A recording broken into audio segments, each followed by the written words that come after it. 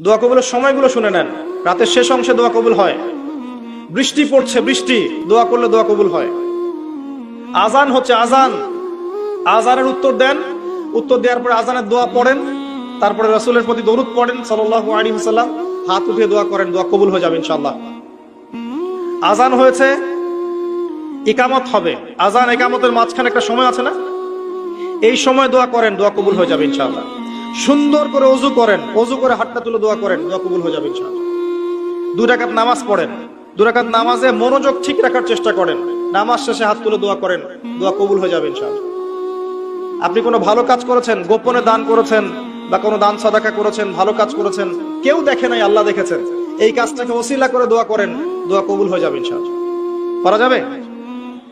আরেকটা বড় অস্ত্র বলে দিচ্ছি, নামাজের সেজদায় যখন আপনার মাথা আপনার সবচেয়ে উঁচু জায়গাটা সবচেয়ে নিচু জায়গায় লাগিয়েছেন, আল্লাহর সামনে নত করেছেন, এই সেজদায় তাসবিহ পাঠ করেন সুবহান রাব্বিয়াল আ'লা অথবা সুবহানাকা আল্লাহুম্মা রাব্বানা ওয়া বিহামদিকা আল্লাহুম্মা ইগফিরলি অথবা সুবহান কুদ্দুসুন রাব্বুল মালায়েকাতি ওয়ার রূহ পাঠ করেন। করার পর দোয়া করেন।